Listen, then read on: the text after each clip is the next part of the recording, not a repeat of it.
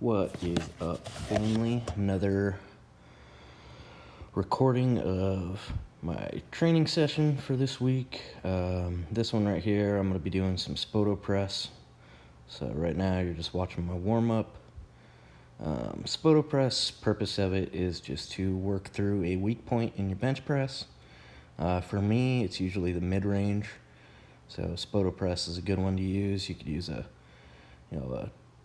small board press, or there's other variations, pin press, but this one's worked for me quite well. I'm going to follow this up with another research article from Mass. I think that'll be good to continue doing that.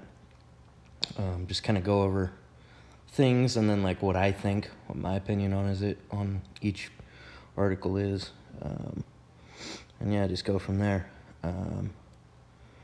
So yeah, I'm just gonna up the weight here. I think I end up doing 275. So yeah, nothing too eventful here. Kind of boring actually. Hurry up and do your freaking set, man.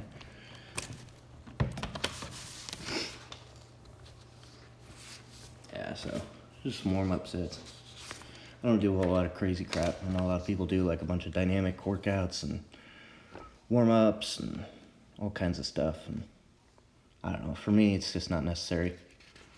If it works for you, it works for you, but I don't need it. So I think we're gonna touch on something similar to the last video as far as the mass research review. And this one's by Dr. Michael Zordos again. This one's on high volume training decreases strength and volume capability differently. I think that'll be interesting for everyone. Because there's a lot of nuance when it comes to like volume as it pertains to strength or hypertrophy. Because, people hear, oh, volume helps with, strength in this way. Volume helps with hypertrophy in this way. So you just think, I'm going to add more volume on top. It's like, well, that's may not always be the best idea. Like I said, there's a lot more nuance to it. So yeah, here I work up to a set at 275, RPE 8. Just means I'm leaving a couple reps in the tank. So I'll hit a set of 5 here. Bench is a little uneven, but that's pretty normal for me. If yours is too, I wouldn't freak out too much about it. Yeah, so anyway, that's the end of that video, and I'm going to talk about the findings of Mass. Okay, so finished looking over this study, or research review from Mass. Article written by Dr. Michael Zordos. Just kind of wanted to go over what it was about, what he has to say, what his interpretations of it is, and some other nuanced items, and then I'll kind of give you my thoughts on it as well. So there were 26 trained men in the study. To be included, subjects had to have trained continuously for 1 year prior to the study and must have been performing the bench press regularly. Let's see the other. So the findings based off of peak torque and total work. So strength and ability to do volume. The time courses of recovery for peak torque and total work are displayed in figure 2, blah, blah, blah. Important message is that recovery for peak torque and total work are dissociated. So they were different. Peak torque had already recovered more than total work in 24 hours following the training. And peak torque was fully recovered at 96 hours, while total work was still not fully recovered at 96 hours. All right, and the other point, there was a significant increase in DOMs at 24, 48, and 72 hours post-training, while subjective physical fitness was decreased significantly at 24 and 48 hours. And assuming subjective physical fitness was more like, how are you able to perform now is probably somewhat based off of what they saw from the individuals and then what the individuals told them. So DOMS and subjective physical fitness returned to baseline at 72 and 96 hours respectively. Let's see, there's some other good points made. Okay, here was his interpretation. These results are interesting for lifters on a few levels. First, it seems that peak torque and total work, which can be translated to maximal strength and the ability to perform volume, recovered at different rates following a high volume bench press session. Further, there was still significant DOMS at 72 hours post-training, yet strength performance had recovered.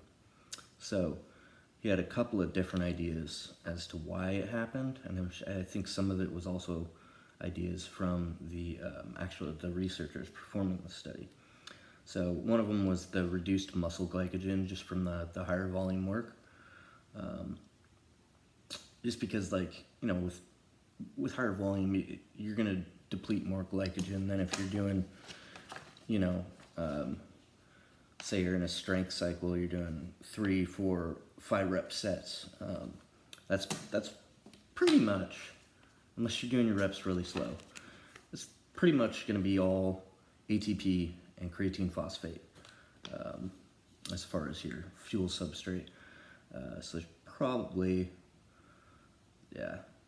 I would tend to agree with that. That Dr. Mike talks about here. He says, the study examined the time course of recovery in trained males after performing 8 sets of bench press to failure in previously trained males.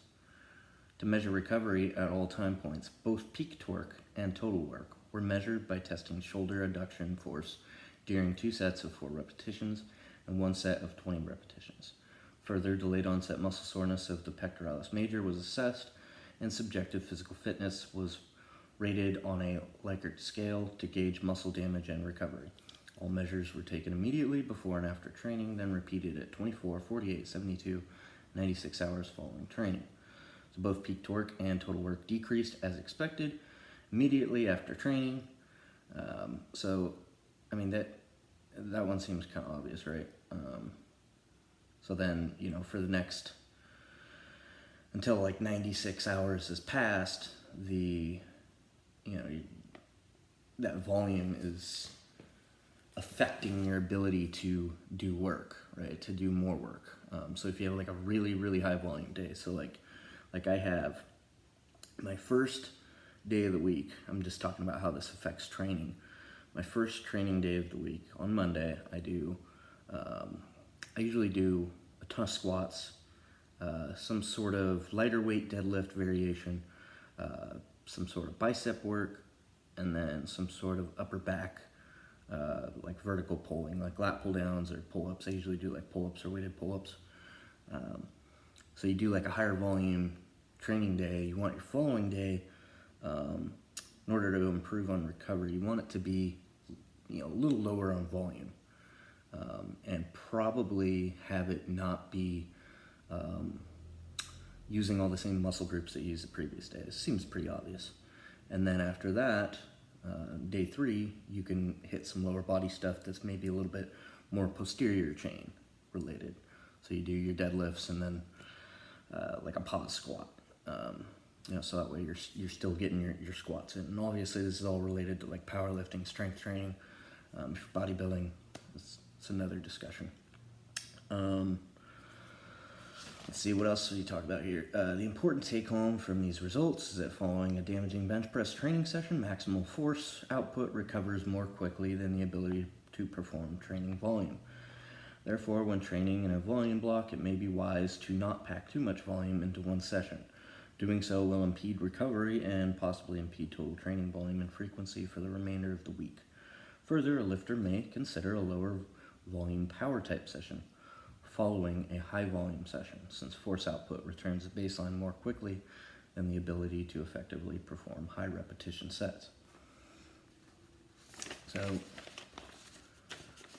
none of this is really necessarily groundbreaking. A lot of it's stuff that we knew. More so, it's just kind of compounding on what we knew about training volume. It might be wise to stretch out your volume a little more evenly throughout the week, or have high, low, medium, low, high, low type training. So that way you're not doing super high volume and then high volume, and then you're starting to get burnt out, and it's like, okay, I mean, at some point that there's a little bit of a diminishing return there, right? It makes sense with everything. There seems to be a diminishing return. So more is not always better. And a lot of this is just going to be subjective based off of you. All right, and something else I wanted to talk about was how you should train your different movements. And this is going to touch on the next mass research review that I kind of go over, which is called, let me read it, multi-joint training still beats single joint when volume is equated. So we'll kind of touch on that. They're somewhat related. But what I want to say is that when you're doing your strength movements, right? Your squat, bench, deadlift, or your overhead press, your strength movements, you want to make sure that those are, you're wanting to move the weight as fast as you can, right? One thing I see though from powerlifters, but I never see this issue with bodybuilders, is you guys use that same mentality with some of your accessories. So when you're doing curls or working your triceps, or any of the isolation work that you're doing, those you want to focus on growing the muscle, all right? Because just trying to, obviously progressive overload, it has there's different ways of progressively overloading, all right? But for sport specific, being powerlifting, you want to make sure that emphasis is put on the main lifts, right? And that work. And then the supplemental movements that help it. But when you're doing accessories, when you're doing some curls or some tricep work or whatever, just any of the isolation work, you really want to focus on getting that pump. Work on focusing on the contraction. And the eccentric is another important one. You want to grow that muscle, right? Because that muscle, as you grow it, it creates more potential for strength, right? So it's kind of something that, Chad Wesley Smith talks about, phase potentiation. So part of that phase potentiation is hypertrophy phase, right? So when I'm going through hypertrophy, I'm trying to grow my muscle, trying to get bigger. And then I'm taking that muscle and I'm making that larger muscle stronger. So I'm taking the potential, right? That stored potential, and I'm putting it in a sport-specific context. Hopefully that makes sense. Just something that I've noticed. You don't want to go flying with, your curls, but also you don't want to be doing that the slow eccentric movements with your squat, bench, deadlift, overhead press, unless you're doing it for a specific purpose, right? So if you're doing pause squats, to maybe work out a weak point in your pause or in your squat, or pin bench, or whatever, there are purposes to those kinds of things. Or having a really slow eccentric squat, there may be a purpose for that. But when you're doing your actual competition, squat, bench, deadlift, you want to make sure that you are attempting to move that weight as fast as you can. All right? So that's kind of all I got. If you like this information, subscribe, like, share, all that good stuff. All right, anyways, Coach Nick signing off.